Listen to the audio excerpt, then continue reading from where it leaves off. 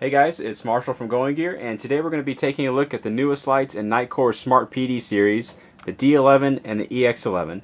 Now you're probably wondering why these are new. D11 and EX11 have been out for a little while. These are the version 2, so physically they're pretty much the same. They have some interface changes, so we'll get to all those here in just a second. I went ahead and pulled the EX11 out.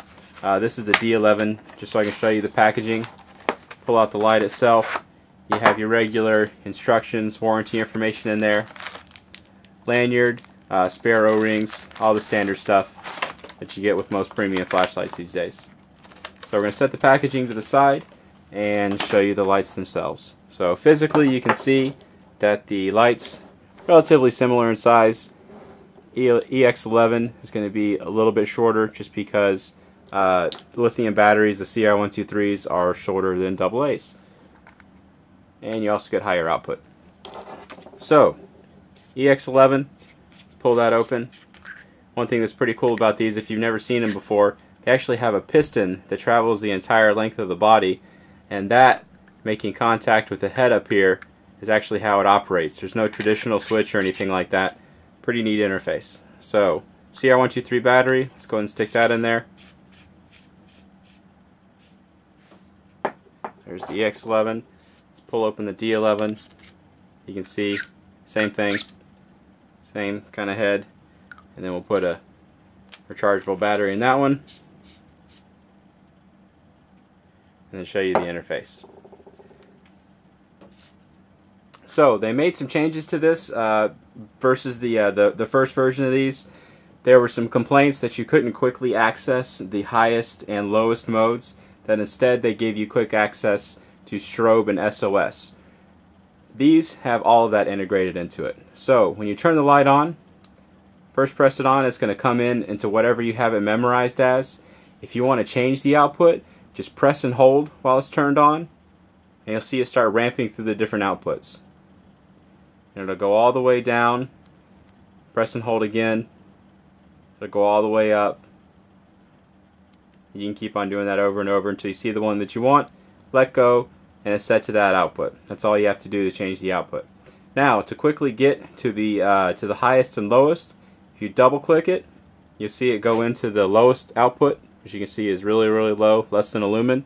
Then to get in the highest output, if you press and hold, it'll go right into the highest output. So you still have quick access to the lowest output and the highest output.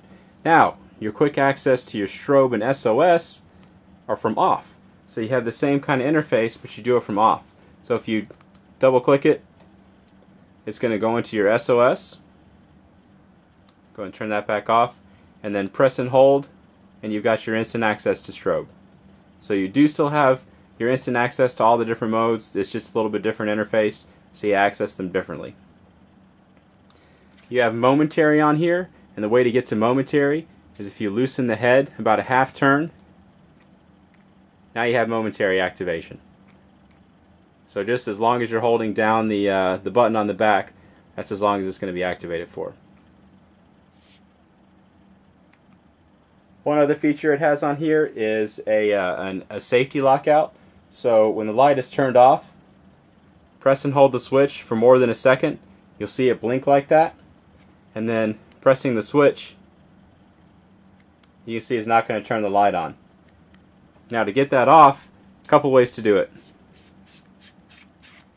You either pull the battery out, put it back in, and you tighten the head back on, it's going to be back in non-lockout mode.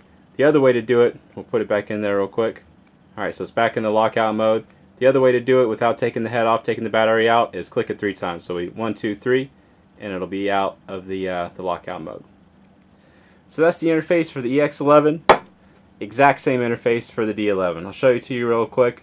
Tap it to turn it on, press and hold, different outputs, double click, lowest, press and hold, highest, from off, double click, SOS, press and hold, and you got your strobe.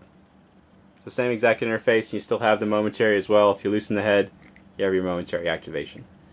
So really cool interface, and if you take care of these, keep them relatively clean. A lot of people forget that these are some pretty advanced pieces of technology. So you want to keep the contacts on the inside clean. Contacts on the piston clean. Same with any light, especially with these though. And they will give you a nice, long, reliable life. So there's the lights. We're going to go and take them outside, and we'll show you how both of these do outside. I lied. One thing I did want to mention before we go outside is that because of the interface on these, they are consuming a itty bitty tiny bit of power while you have a battery in here. It's not really going to cause a problem if you're using the rechargeables in the AA or just regular lithiums in the EX11, but it is going to cause a problem if you're using the D11 and you're using alkalines, because they can leak if you're drawing a small amount of power out of them. So if you're using alkalines and you don't plan on using this light for a while, pull the battery out. Actually, an even better recommendation, just don't use alkalines in these kind of lights because they're kind of pricey, and alkalines do have the tendency to leak, and I'd hate to see a $50, $60 flashlight ruined because you're using alkalines.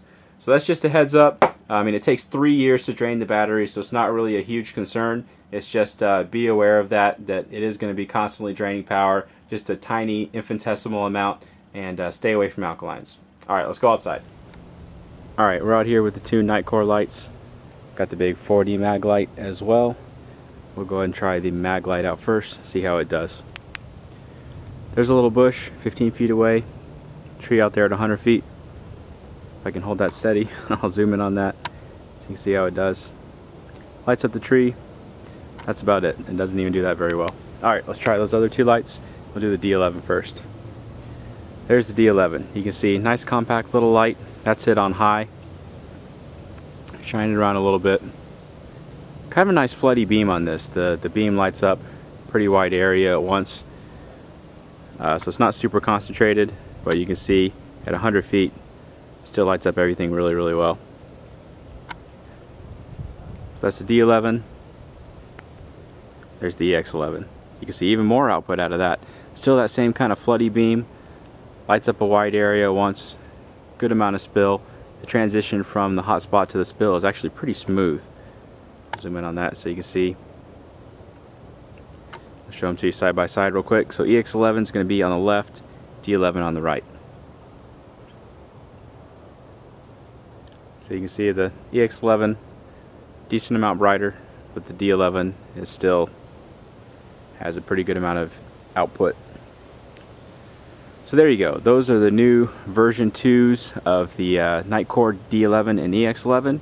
If you like them, you can get them from us at goinggear.com. If you have any questions or comments, you can reach us in the comments or at goinggear.com. And if you like the video, be sure to subscribe. We do stuff like this all the time.